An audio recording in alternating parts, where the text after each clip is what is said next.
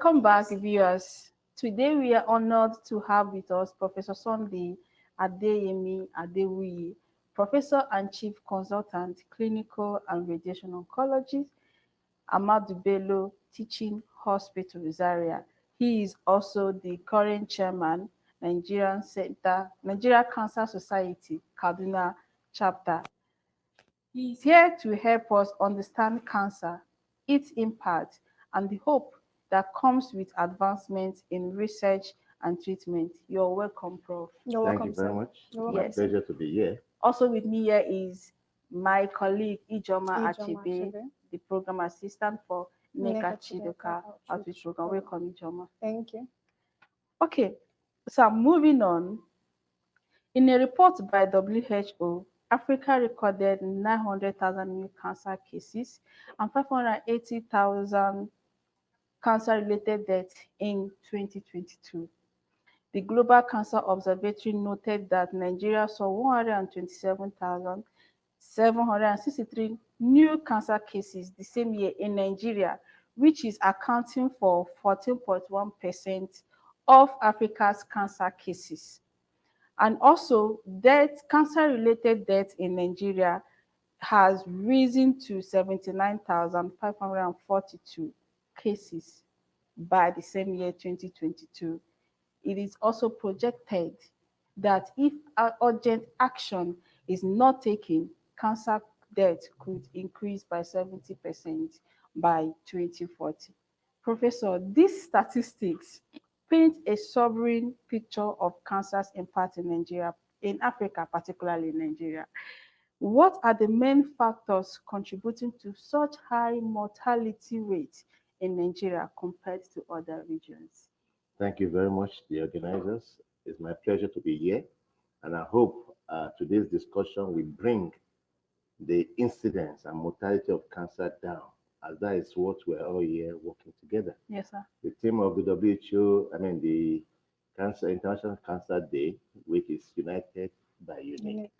That is to say, whatever we can do to lower the suffering, the incidence, the mortality of cancer, we should do it together.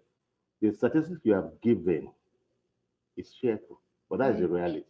And that's probably also an underestimation of the current reality, because Global Can base its estimates on the few cases they have seen. Yes. When you look at Nigerian population of over 200 million people, and we're talking of 126,000 new cases in 2022, and over 79,000 deaths. That is to say, 3 in 4 diagnosed thereabouts. Are you getting two? Yes. 3 in 4 diagnosed cases of cancer will die. Then you're asking me, why should the mortality increase? First, we should work on how to reduce the incidence and then put machinery in place to ensure early diagnosis that now makes cancer not to be a death sentence. Yes.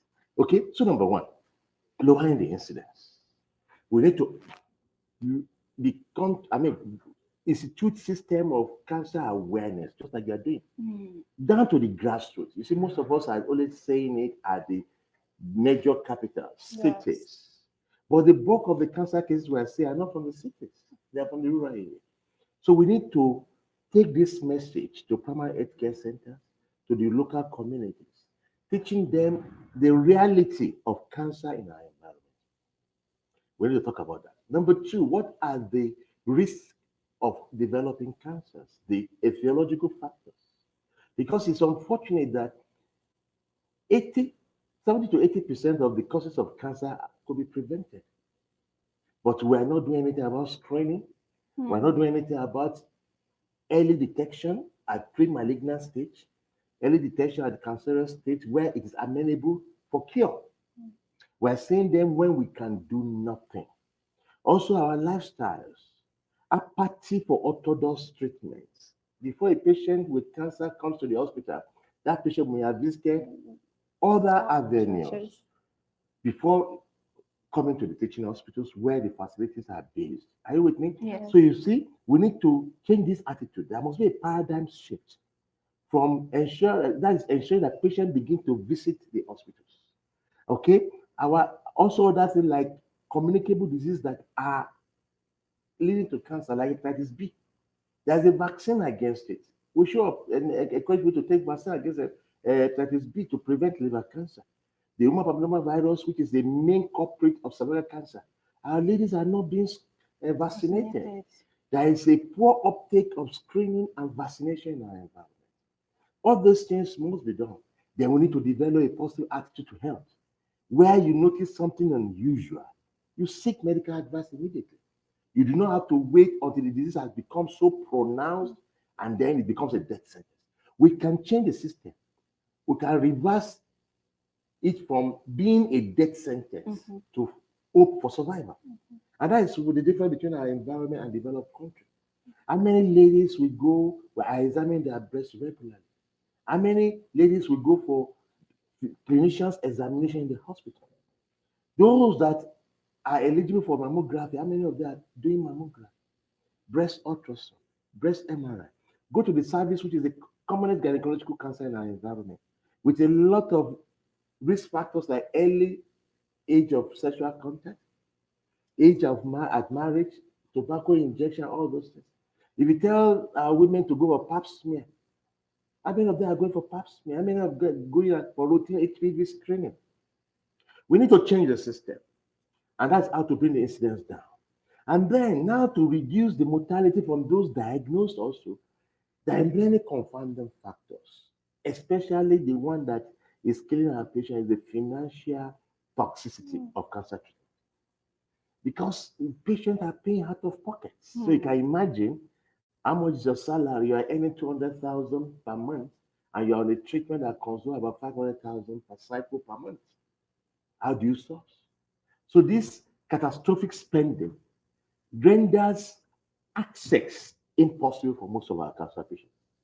These cancer treatments are not covered by our significantly by the insurance. Are you getting me? At national level. What about state level? Many states don't even have insurance in place. So all these things, we need to work collectively with the philanthropists, with the policy makers, with the government, with the state government, with NGOs. Look at those things that make the incidence high on one hand, and on the other hand, those things that make the mortality very high. So that when we work together, we, on one hand, bring down the incidence rate, on the other hand, change this death sentence to hope for survival. Turn into a chronic disease like hypertension. Taking medication, you're still alive. There are survivors. When you pick the cancer at the very early stage, the chances of being cured is very much there. I hope with this explanation, that answers your question. Yes, it does. Yes. So, Prof, like you rightly said, about 3 to 4 cases result in death. So, what role does late detection play in this high mortality rate, and how can we improve early detection? Now, late presentation, which leads not in animals, but leads to advanced stage disease, are just like CNS strains. They move all together. Late presentation means the patient is not presenting early enough at this early stage, presumably, that the disease should be cured. So what stops a patient presenting in the hospital early? So we just had a case in our previous segment before you joined us. We had a cancer survivor, and he said he was diagnosed late, but not because he wanted to be diagnosed late. When he started seeing symptoms, he went to different hospitals, and they predicted different. Nothing was seen. They were telling him acid reflux, cancer, ulcer, and ulcer, and other kind of diseases, but cancer was not seen until it got to the advanced stage 3. So what can we do, and how can people get this early detection? Good. There are many factors responsible. One, as the person go to appropriate hospital where there are manpower and facilities to do relevant investigations. One. Number two, the symptomatology. When you start talking about peptic ulcer, they were thinking of reflux, esophagitis. 2, 3 common pathologies of cancer that can mimic a ulcer is gastric cancer, cancer of the stomach, or pancreatic cancer in the retroperitoneal space, causing back pain, or are you getting me? Now, get this statement right. The interpretation of the result depends on the sensitivity of the test done. The interpretation of what? The Of the results. results depends on the sensitivity of the instrument used. If you are using just ordinary ultrasound or just symptoms analysis and say, no, you have peptic ulcer, you did not, you make wrong diagnosis. Did they do endoscopy for this patient? If you have not gone to the right clinic that has the right expert, say, look, this is persisting beyond few weeks. You are not responding to omeprazole or Gestic or whatever. Let's do endoscopy and they look into it, or do a CT scan or some relevant investigation that will help us.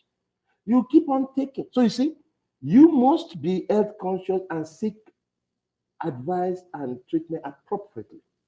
And that is why even the manpower at primary health cancer level at general hospital should be aware that when a symptom persists for a while, despite efforts to treat the peptic ulcer, there is need to refer. Improve on the referral system is another thing we need to look at. Are you getting me? Yes. So there are a lot of things that contributes to this late presentation. Some are patient related, some are with the system, the health care provider themselves. The patient comes to you with PV discharge, vaginal bleeding, and nobody dare to say, madam, lie on the couch with permission. Can I examine you? Can I do a pap smear? Can I look at it and if there's something suspicious, can we take a biopsy? I keep on treating as PID, pelvic inflammatory disease. This is something to make you keep managing what is not wrong with you and allowing the cancer to begin to progress. So there is need for us to look at what makes the patient delay coming for proper assessment and treatment, and what does the system also do causing delay in accessing optimal care. The referral systems, the person that is seeing the patient first, the ethical aspects, the proper examination and doing relevant investigation, and then escalating and referring to a higher center. All these things, and some is defunded. Let me tell you, I've seen a lot of patients. Poverty is worse than cancer itself. Because when there is poverty in the land, a sick person, like a woman that is having children to feed, has cancer. She knows she's not feeling well. But because the funds are not there, and she needs to feed her children, in our environment where I practice, they prefer to be suffering in that cancer than to go to the hospital and use that money for treatment, but to be feeding their children. You can see what poverty does. That's why we're also looking at financing, health financing, how to take the burden of cancer off the patients. What can we do? What can the state government do? The burden of cancer cannot be borne by the cancer patient alone. Cannot be borne by the parent and the family members alone. There must be intervention, right from diagnosis down to the various treatment modalities. Let me tell you, the average cost of treatment with radiotherapy is not in few money, it's not few thousands, it's hundreds of thousands. These chemotherapeutic drugs we are using, they are in thousands of naira. The immunotherapy component are hundreds of thousands. So it is a complex situation that the stakeholders, the relevant in the cancer space, the patient, the cancer survivors, the community leaders, the religious leaders, the government, the policy maker, everybody come together and let's see what can we do to reduce the incidence, reduce the mortality resulting from financial constraint, resulting from attitudes to healthcare. Are you getting me? Resulting from poor medical referral system, resulting from our media people not even talking about cancer. Can you imagine? February 4 everybody is talking about cancer. What happens in the next 365 days? We may not hear about cancer anymore. Meanwhile, every media should create per day 5 minutes jingles on cancer. It should be a continuous. A continuous exercise, keep ringing. You notice something unusual in your body, please see the doctor. Let the doctor assess you. Do relevant investigations. Let's make ourselves ambassadors in our mosque, in our churches, in our community, talking about cancer. And that's what we're trying to do in Kaduna State, where I'm the chapter chairman, and see how we put a structure on ground. It's a complex scenario, it's a very difficult situation, but with all hands on deck, I think we can improve the situation. Okay, thank you, Prof. Could you tell us about recent development in cancer treatment? it is known that 62% of cancer cases in Nigeria result in death. And it's like this is about to change. What are the recent developments in cancer treatment that can, bring down the statistics of 62% of cancer cases resulting in death? Thank you very much. Fortunately, I was at the ministerial briefing yesterday during the World Cancer Day, and I'm not a spokesperson for the government or for the ministry, but as a player and a stakeholder in the cancer space, I think I can talk. Yeah, that's where you actually, I was in that meeting where former Minister of Aviation, Osita, was there, and the Minister of State, Honorable Dr. Isaac was there, and many other DJs. And the ministry has done beautifully well. The National Coordinator for Cancer Control, Dr. Uche Nwoku, was also there. And other relevant parastatals like NECRAT and their leaders are also there. And I tell you, when we did the storming in 2013, 2014, while there were most of the cancer centers, linear accelerators were down. Are you getting me? We're down, and we need to make publications. I published an article that was published in one of the red journals. I go to the minister that only 2 machines are working in the country. It was Professor Adewumi Isaac that was minister there. And you can see it causes a lot of crisis, but government responded excellently. That led to a lot of investment in infrastructural development in cancer space. Kudos to the federal government, kudos to the previous Minister of Health, Professor Isaac Adewunmi, and the current and all the other ministers have taken over after him, Professor Dr. Ihanere, and currently Professor Alikpate, and then the Minister of State, Dr. Ishaq. Are you getting me? Yes. These people have been consistently working. The infrastructural development in terms of cancer centers, a lot are on the way. In fact, 3 will be commissioned in the first quarter of this year, probably by March. And then another 3 before the end of the year or before the next World Cancer Day. Similarly, the diagnostic component, a lot of work is being done, making sure that there is manpower development and equipment to diagnose the cancer. Now, we set up yesterday to look at the nuclear medicine component, and a stakeholder committee were set up. I get a technical working group, which I'm also a member of that, on nuclear medicine in Nigeria. What? Because we realize that diagnosis. Prof, we want to go on a short break, and when we come back, we continue. Okay. I am going to become that or this. These are all important aspects of our work, but the more fundamental thing is to just remember that that woman, that man, that child, that person that needs care, that needs attention, is dependent on these files that we are pushing, is dependent on this work that we do. For many people, cancer remains a program. For some of us, it's an opportunity for NGO funding, it's an opportunity for the job we do for the day. But for many, it is the reality of their life. It is the pain and the sorrow of what they do every day. So I just want to thank you for the work you do, for the effort you put in, for the results we have, and also to ask for more work to be done.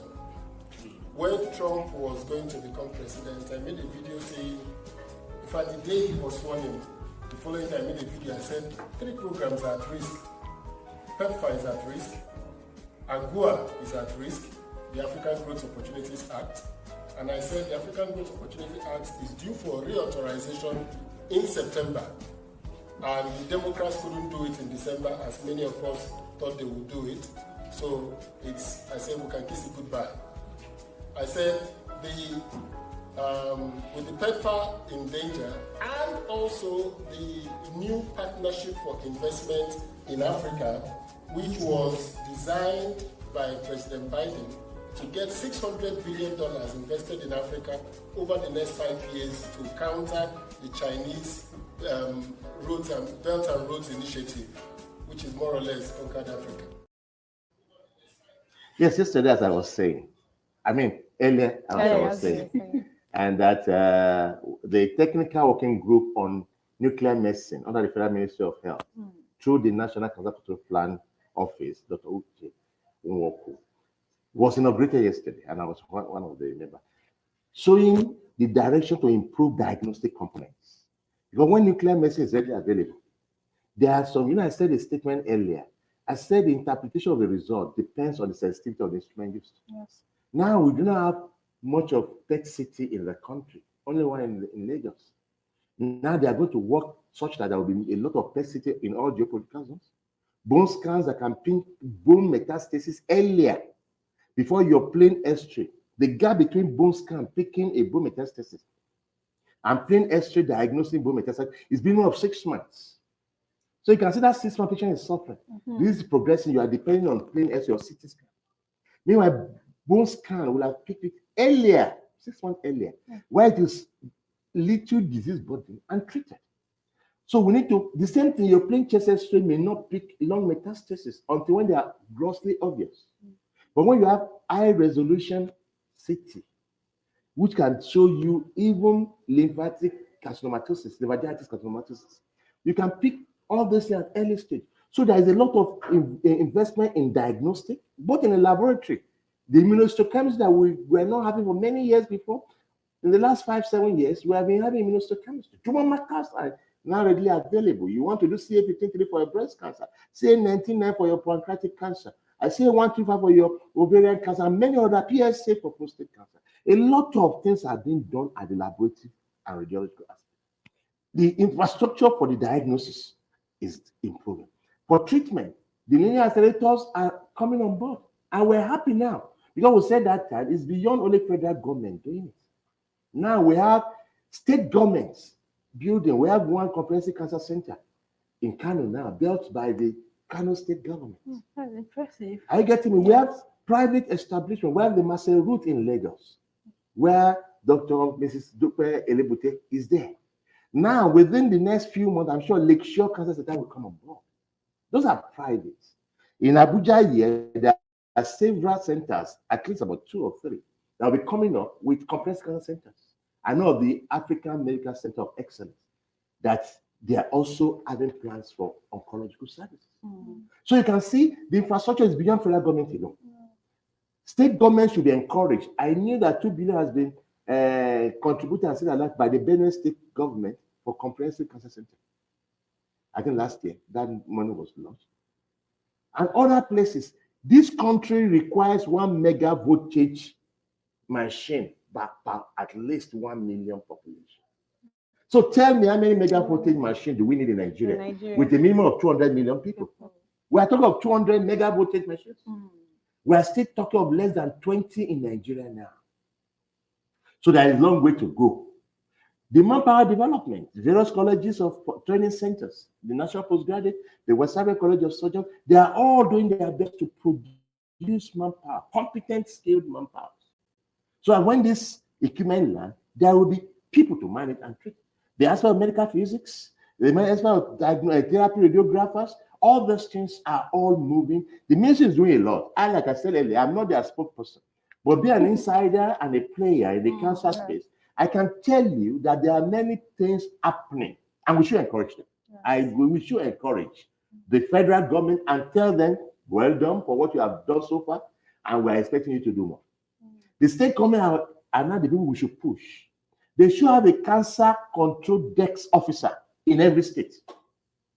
We do have the federal government does not have the power to force them, but we will go through persuasion and discussion. Every state, please, do you have a cancer control desk officer? Create an office and a desk. Are you getting me? Where they will begin to address cancer issue in that state, and that will cascade downwards to the local government. Are we together? So this approach to reduce, I wish we had time to talk about the impact of cancer on the cancer patient. Then maybe it will make sense to people that look, any of us could develop cancer, God forbid. Yes. It does not recognize anybody based on your religion or your political party or your social style or nothing. The rich are affected, the poor are affected. If we take a survey that how many people have a cancer a person in their family affected by cancer, you should definitely see hands up. But because it's not contagious, because it's not like HIV, people are not being aggressive about it.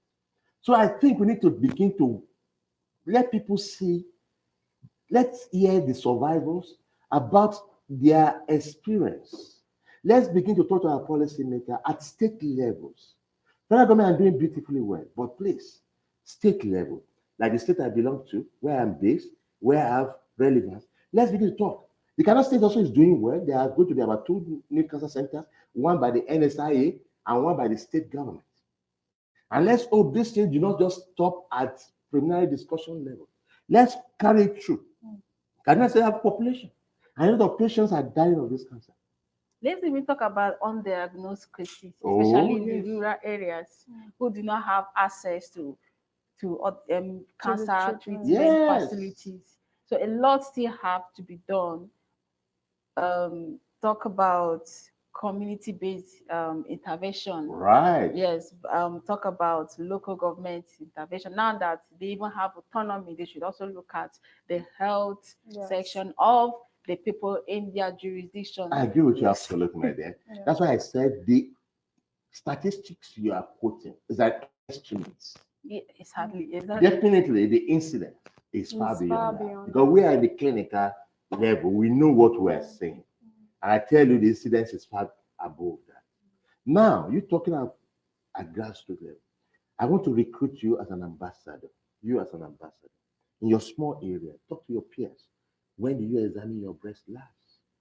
If you don't know, go to a clinic to teach you how to do breast self-examination. If you're a married woman, sexually active, when do you do your pap smear last? If you're an adult like me, 45 years and 50 years above, when did you do your PSA test last? When do you see a urologist to examine your prostate?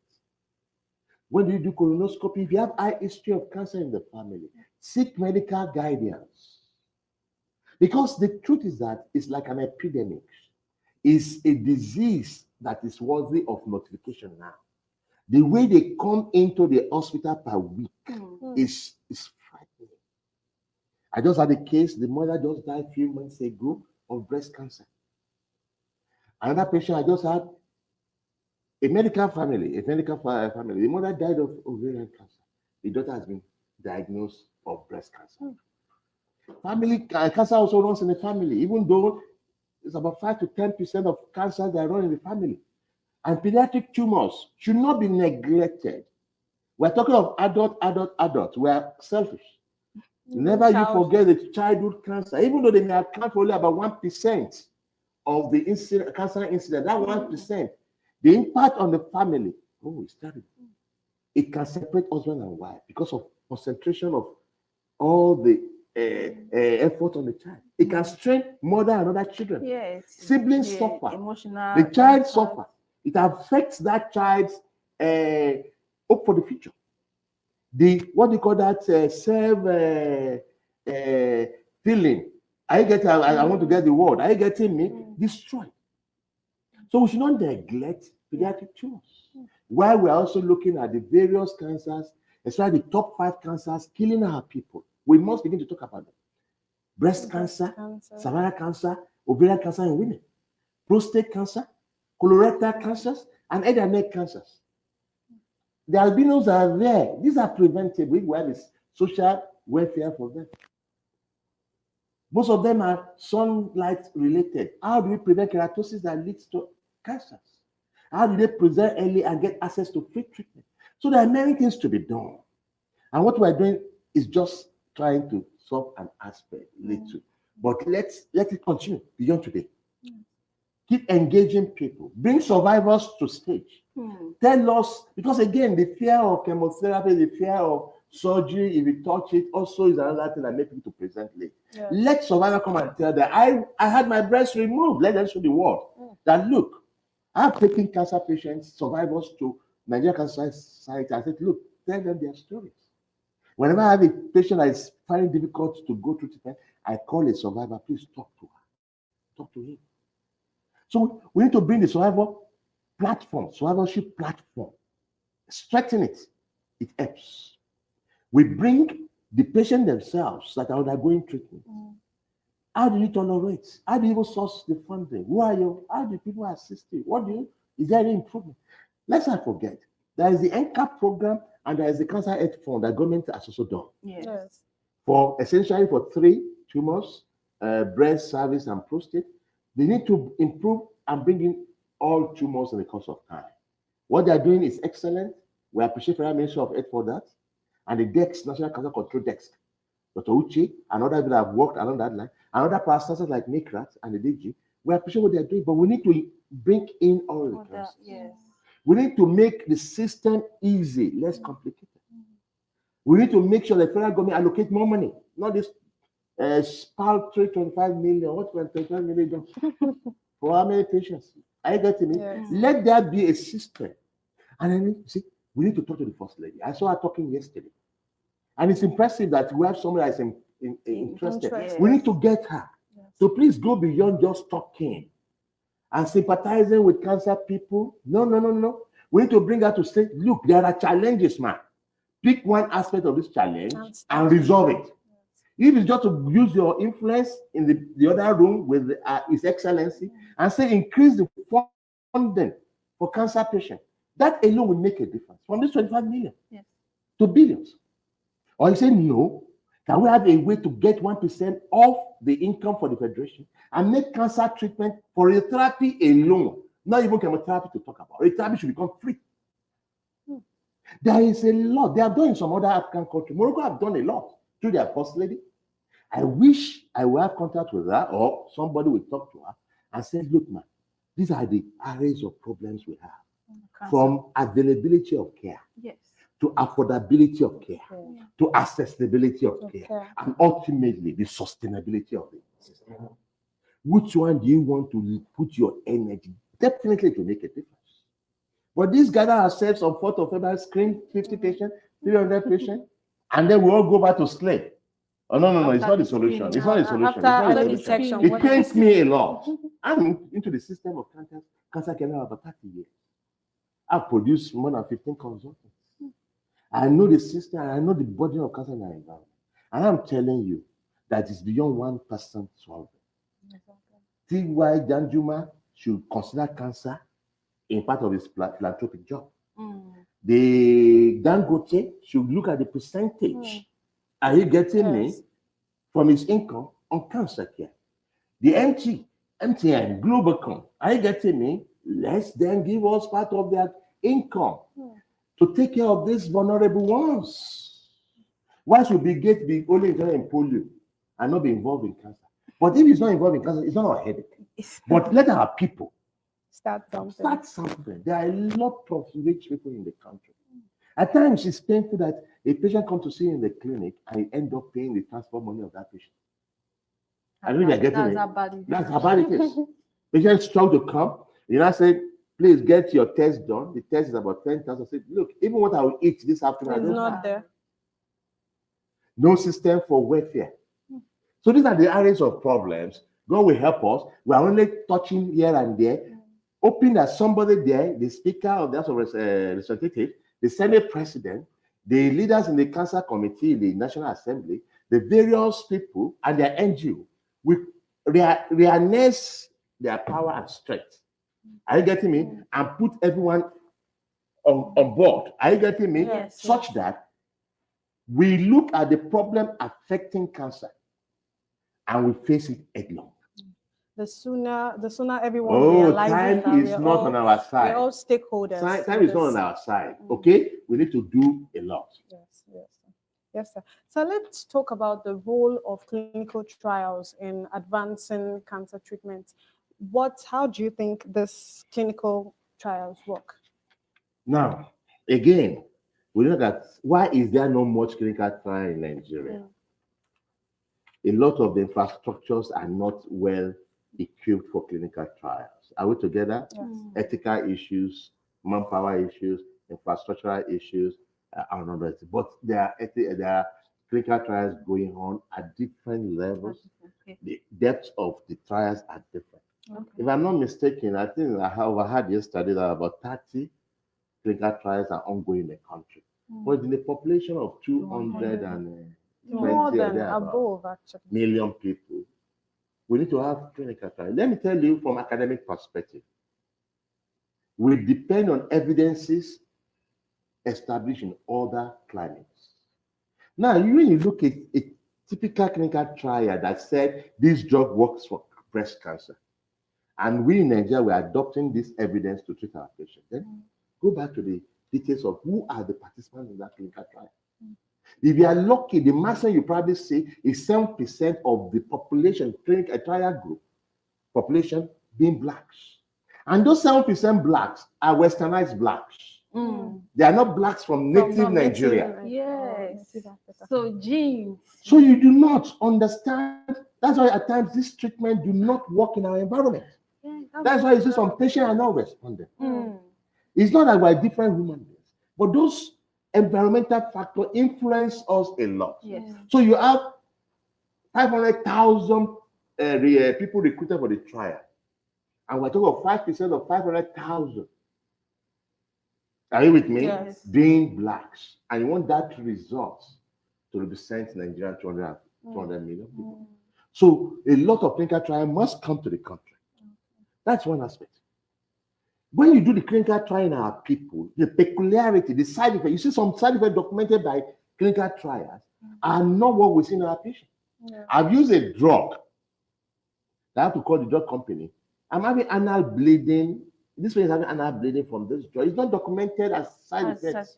I saw the post. I said, they have to escalate and say, yes, not only you, Prof, that have documented this, and that person have given us an idea of this, and we're doing post-marketing survey now. Because the population were not blacks. So the response are different. Yes. So the mutation, the carcinoma, the what you call tumor biology could be different. I also read that cancer cells, they are unique to individuals. Like, for instance, one person could have this lung cancer, but how it's developed or what goes on there is different. From Yeah, how it varies. is. That's why academically broadly we can classify it, but the mutations, the things that drive the cancer are diverse and heterogeneous. That is why in advanced country now, they don't just use a drug, they take a sample of the drug, analyze the various genes expressions that drive that cancer, and look from the archives for the previous treatment, which drug worked against this. And synthesize a regimen.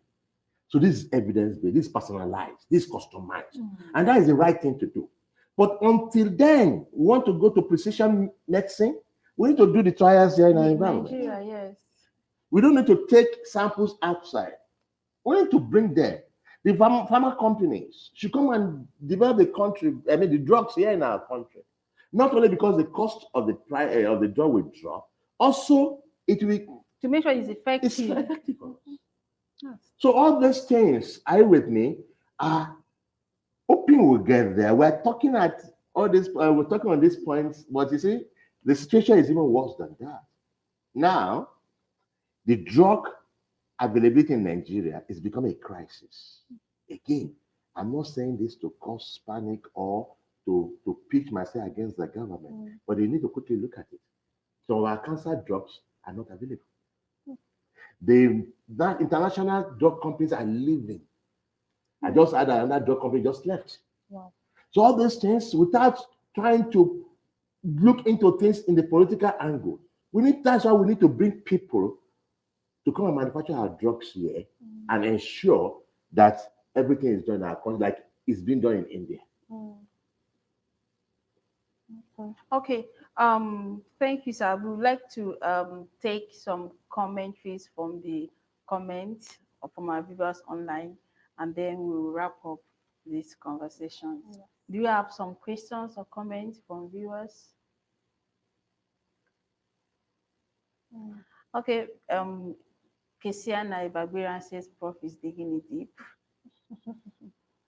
We have Ali who says it is increasingly becoming obvious that cancer care in Nigeria urgently requires increased funding to support early detection, effective treatment, and research. Excellent. initiatives. There is nothing correct or truer than this. If there is a word like truer, are you getting Yes. it? Funding is very important in cancer control. Mm. So he also says Nigeria must do better and treat cancer as an actual national emergency than it is. Yeah, it is a notifiable disease now. I think this, we need to find a way to get to the principal officers of National Assembly. We don't need to go and be talking too much. I think we just show them some of the gory pictures. I want to believe that may change their mind. Because when we were, they don't know what is the impact of cancer in the life of a person. With due respect, but I saw people of dignity, people of high integrity there. But how to get across? I've seen some of them when they want to do something, like the Senate President, Mr. Pabio. If you want to do something, I see him achieving it. I wish part of his energy will be channeled to cancer. The speaker is from Zaria. I see a lot of things he's doing in Zaria on education and everything. I wish just a percent of his energy. We said, indigent patient from Zaria, I have a funding for you to take care of cancer. This is what we're talking about. The various state assemblies, the big people, can even don't let us say as a Father Christmas. Let's even from your locality. And say I'm putting a fund aside for diagnosis, for screening, for health campaign, for awareness, for changing of life, living health attitudes. Are you getting me? Yes. For media jingles, I'm putting the money for the next 1 year under the National Assembly, whatever it is, that NTA every day, please 5 or 30 seconds on cancer on my own account. We need to go that practical. That just be talking, okay, we've had that. Indeed. Hey, it's not easy, but some I will get there. Yeah. Okay, before we get there, we have a new comment from Jasper. It says it's quite necessary to introduce health education. From Prof's presentation, it is clear that of the message and missed advocacy for proper health is taken to the grassroots, otherwise known as rural areas, like we rightly mentioned earlier in our conversation. Yes. You see that? Even if we have a sponsor, we can go to schools. We'll go to the secondary schools. Let them see what breast cancer can cause to our ladies.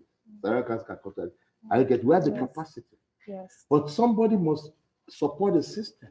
Are we together? Yes. If you want to go to you see, it's not easy to move from one place to the other. We are civil servants.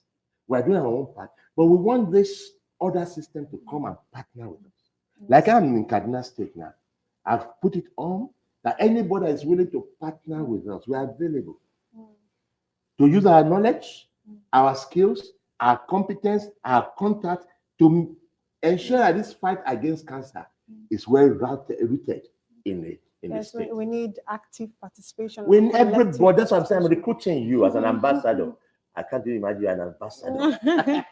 It's a big title. We like titles. If I say you are just an advocate, you're not like, awesome. Are you getting it? Yes. Talk at your own level to your peers, to your children, to your husband.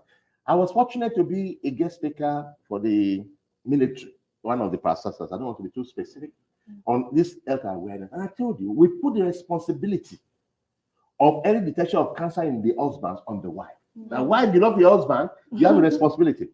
Push your husband to go and do relevant tests for prostate, for colon. And the women took it up and they were like, okay, let's go and do PSA. Are you getting it? Yes. We put the responsibility of survival of the wife on the husband. Okay, officer, tell your wife to go and examine her breast. You see, we have a bad culture that once a woman is sick, she will withdraw and start giving flimsy excuses. When a woman in the middle age group that should be sexually active begin to run away from sex, the husband should suspect, what is the problem? Can I help you? That's why I'm your husband. Instead of running away from the man and you have a breast lump that is spongating, and the man says, I don't know. She never just told me I'm not too strong, I just have malaria. We need to look at a way to help one another. And I'm telling you, the African system is a collegial system. We are responsible to one another. And we should extend that even to the health. Not until one patient is dying. After death, when I say we have millions for burial. Can we use those millions to help those women enjoy quality of life and die in good, without pain? When you listen to former Minister of Aviation's story yesterday, I've listened to it before. It's someone that I've been in contact with. When he told me the agony of even getting adequate palliative care and hospice care in this country, then you wonder, what does it take to establish a palliative care and hospice care? Where cancer is not curable, we have the mandate to ensure that the cancer patient dies with dignity. Yes. Pain is a terrible lord of mankind. Pain will stop you from praying.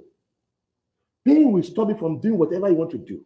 It's a terrible lord of mankind. So take off pain. Make sure proper narcotic analgesics are available unhindered to a cancer patient. Make sure the psychological aspect of cancer is taken care of. The emotional aspect of cancer is taken care of. The pain, the quality of life are improved. The patient that is even dying, that we cannot reverse the cause of death because the disease is advanced, a terminal, should die a dignified death. Yes. You see, the patient died at 8:30 p.m. in America, surrounded by his family members. They didn't say the man was crying. Come to our environment, you see the man will be crying, begging for death. Or you see the woman crying, begging. Is that quality life? No. How do you remember your mother if your mother died in such a situation? It's agonizing. So we must ensure palliative care is available. Radiotherapy facilities are functioning and their numbers are increased. The access to drugs, chemotherapeutic drugs, and immunotherapeutic drugs are available and affordable. The availability, the accessibility, and the affordability and sustainability should be tied together. Everything, in fact, the word accessibility is the key word. Because if it's not available, it's not accessible. If it's not affordable, it's not accessible. So whatever we want accessibility to optimal cancer care. That is our goal, that is our aim, and God will help us. Thank you so much, Prof. You've really you've dug deep into this topic today. So what are your final message? What is your final thoughts and any message you would like to share to the viewers today? I just want to plead with my viewers. The fight against cancer is everyone's fight. You, in your locality, create something you can do to create awareness of cancer, to ensure that patients present early, to go for screening, where there's a vaccine, help the uptake of vaccination. If you are a medical person working at rural area, please look at the referral system. You see somebody having previous discharge, please don't just treat as PID. Examine this one. Or I have a pain in my breast. You say, no, it's just mastitis. What do you call that? When you need the word now, mastitis or whatever of the breast. Are you getting me? You take antibiotics. Let somebody examine. Do some investigations.